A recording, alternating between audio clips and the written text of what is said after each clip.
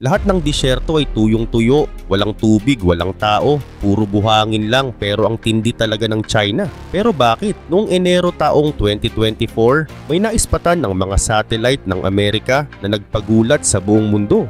Sa gitna ng Taklamakan Desert may lumitaw, hindi oasis, hindi kampo, kundi mga higanteng barkong pandigma. Hindi biro to, malinaw ang hugis. Parang tunay, parang may naval fleet na bigla na lang inilipat sa gitna ng disyerto. At hindi basta hugis-hugis lang, malalaki, sobrang detalyado at sobrang perpekto ang pagkakaayos. Kaya natural lang na unang hinala ng mga analyst. Glitch ba to? Fake image? Pero hindi, kasi habang tinitingnan nila ng paulit-ulit, mas lalo lang naging malinaw. Totoong may warship replica sa gitna ng disyerto. Pero teka, bakit may aircraft carrier at destroyer sa buhangin? Hindi ito museum. Hindi rin ito para sa training ng mga turista. Bakit kamo? Kasi mahigpit ang seguridad. May mga tore ng bantay sa paligid, may sasakyang umiikot 24/7 at bawal ang kahit sinong pumasok. Lalo lang naging misteryoso nang mapansin ng analyst na sa tabi ng mga ghost ships may kakaibang release ng tren. Pero teka, hindi ito normal na tren. Mas malapad at gumuguhit sa buhangin na parang zigzag kahit wala namang bundok o sagabal sa daan. Simula raw ito sa isang warehouse complex, tapos diretso, biglang liko, paikot, tapos nagtatapos sa wala. Parang sinadyang walang direksyon.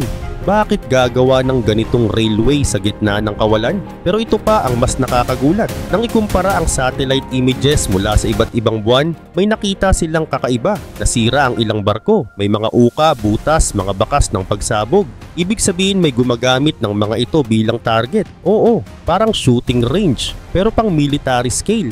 At hindi lang ito ang isang site. Sa Gobi Desert may nakita ulit. Iba naman, destroyer at frigate ang mga replika. Mas maliit kaysa sa mga nasa Taklamakan, pero grabe pa rin sa detalye. May release din dito pero mas complex pa. May mga sangang linya, parallel tracks, parang sinasadya para gayahin ang galaw ng mga barko sa dagat. Sa gitna ng buhangin. At sa Inner Mongolia may third site pero hindi barko. Ang laman, isang kopya ng city block. Pero hindi basta lungsod, kundi kamukhang kamuka ng sentro ng Taipei. Kabisera ng Taiwan. Presidential buildings, key ministries, lahat ginaya. Tanong ngayon, sino ang gumawa ng ganito kalaking proyekto at bakit sobrang sikreto? Ayon sa mga eksperto, unti-unti raw itong binuo simula pa noong 2021. Noon mga linya lang sa buhangin. Pero habang lumilipas ang buwan, may nadadagdag.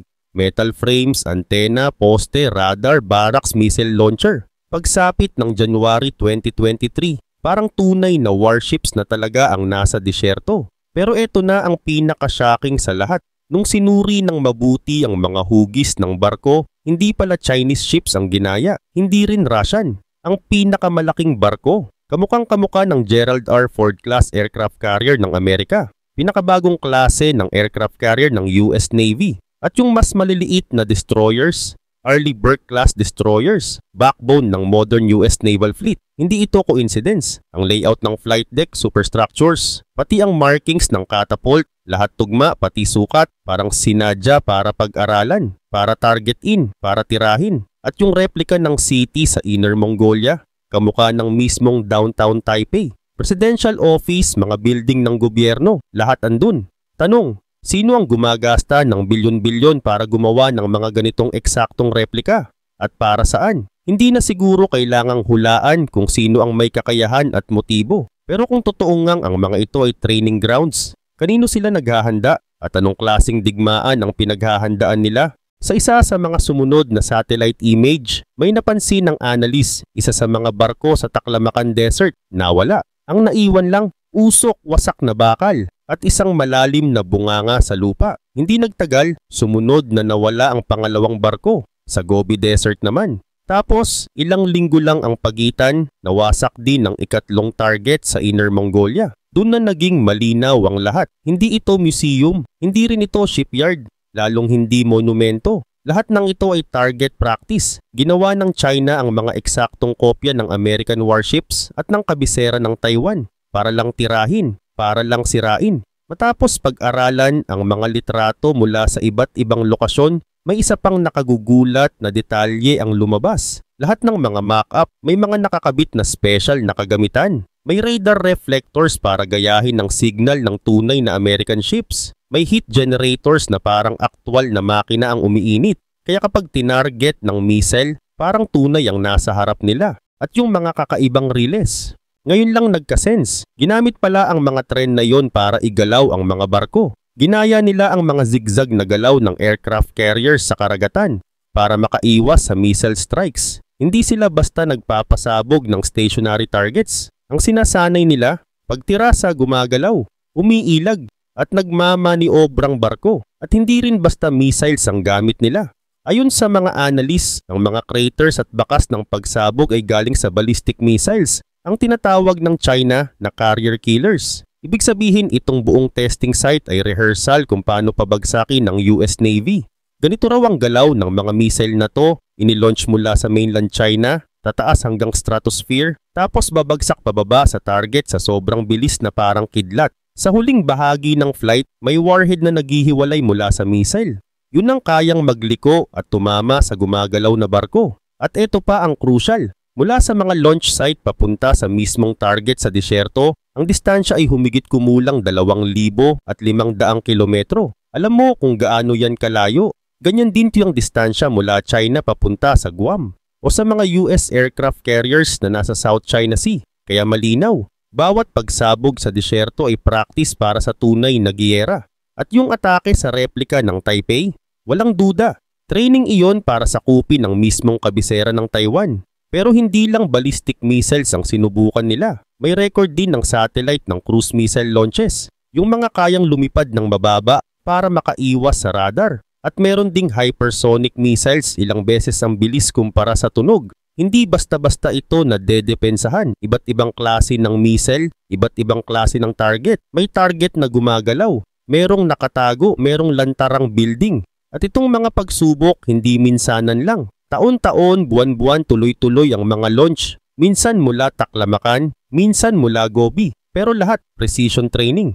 Ayon sa mga datos, sa nakaraang 2 taon lang, mas marami pang anti-ship missile tests ang ginawa ng China kaysa sa lahat ng ginawa ng Amerika sa nakaraang dekada. At bawat test nila, pababa ng pababa ang margin of error. Mas tumatama, mas deadly. Bilyon-bilyong dolyar ang ginastos nila para sa ganitong scale ng training. Isipin mo, logistics pa lang para maihatid ang lahat ng materyales sa gitna ng disyerto. Pwede nang pondohan ng buong military program ng isang maliit na bansa. Pero hindi sila nagtipid. Lahat detalyado, lahat gumagana. Ang buong complex ng Taklamakan, Gobi at Inner Mongolia, isang giant rehearsal para sa isang posibleng giyera. Isang giyera kung saan susubukan ng mga barko ng Amerika na lumapit sa China o sa Taiwan. At isa-isa silang papatumbahin ng missiles. At kung pagbabasehan natin ang itsura ng mga target ngayon, puro abo, puro wasak, mukhang matagumpay ang ensayo. Pero teka lang, hindi lang pala ang mga disyertong barko ang dapat ikabahala.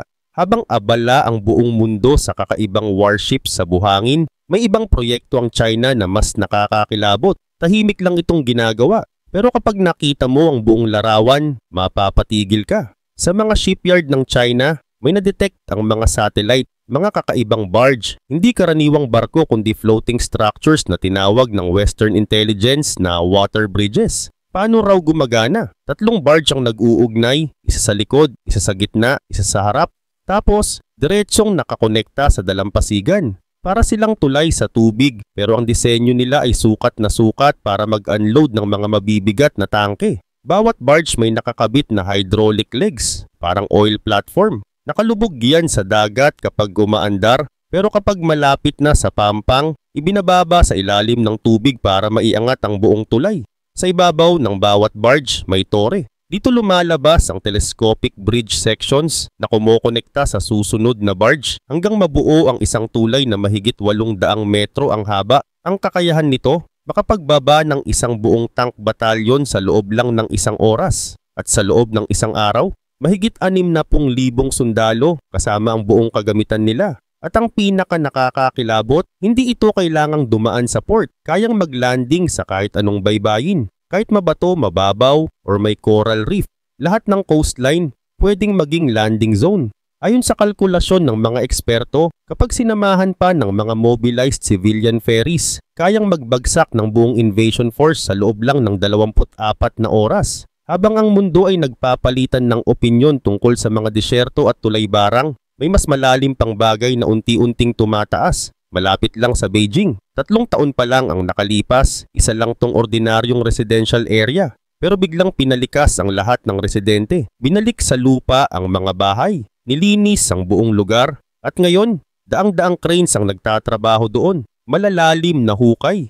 Maikling tunnels na palalim ng palalim. Isang napakalaking construction site na sumasakop sa halos 5 kilometro kwadrado. Para lang may idea ka, 10 beses ang laki nito kaysa Pentagon ng Amerika. At kahit anong tanong mula sa media, wala kang makukuhang sagot. Tahimik ang China. Deadma. Walang paliwanag. Pero ayon sa mga ulat mula sa intelligence ng Amerika, posible raw na ito na ang bagong underground command center ng China. Isang central nerve ng military operations na kayang mabuhay kahit may nuclear attack. Dito raw manggagaling ang utos para sa lahat. Invasion ng Taiwan, galaw ng fleet, utos sa missile forces at control sa air force. Sa ilalim ng lupa, malalim, matibay at imposible ng wasakin. At habang ginagawa ang lahat ng ito, sunod-sunod din ang military build-up ng China. Sa nakalipas na taon lang, mas marami silang na-launch na bagong warships kaysa sa buong kabuuan ng ibang navy sa mundo. May panibagong aircraft carriers, may mga nuclear submarines, may mga amphibious landing ships, lahat bago. Lahat state of the art, lahat ginagamit sa simulation. Kasabay niyan, pinalalakas din ang missile forces. May mga bagong sistema, mas mabilis, mas precise, mas deadly. At sa ngayon, hindi lang ito training, rehearsal na ito. Regular nang nagpapatrolya ang mga barko ng China sa paligid ng Taiwan. Umaabot na sila sa Sea of Japan. Pati sa tabi ng baybayin ng Australia, nagpapakita na sila. Ito na ang mensahe, handa na kami, kayang-kaya na namin. At kung gugustuhin namin, gagawin namin. Para sa mga military analysts, malinaw na ang kabuuang larawan. Ang mga disyerto na may mock-up na barko at lungsod, training para pabagsakin ng US Navy at sakupin ng Taiwan. Ang mga water bridges, ang daanan ng invasion troops. Ang Super Command Bunker malapit sa Beijing, ang magiging utak ng buong operasyon. At ang pinaka nakakatakot, hindi na ito sikreto. Ang mga barko sa disyerto, kita sa satellite ang floating bridges. Kitang-kita habang nag-eensayo. Ang construction sa Beijing, nakabuyangyang pero walang paliwanag, hindi na ito lihim. Ito na ay pagpapakita ng lakas, isang babala sa buong mundo. Ayon sa mga analyst, isang tanong na lang ang natitira. Hindi na maglalakas loob ba ang China na lusubin ng Taiwan? Ang tanong na lang ngayon, kailan? At kung tatanungin mo ang mga buhangin ng Chinese desert, kung saan nakahandusay na ang mga replika ng barkong Amerikano, mukhang alam na nila ang sagot. Panahon na lang ang hinihintay bago malaman ng buong mundo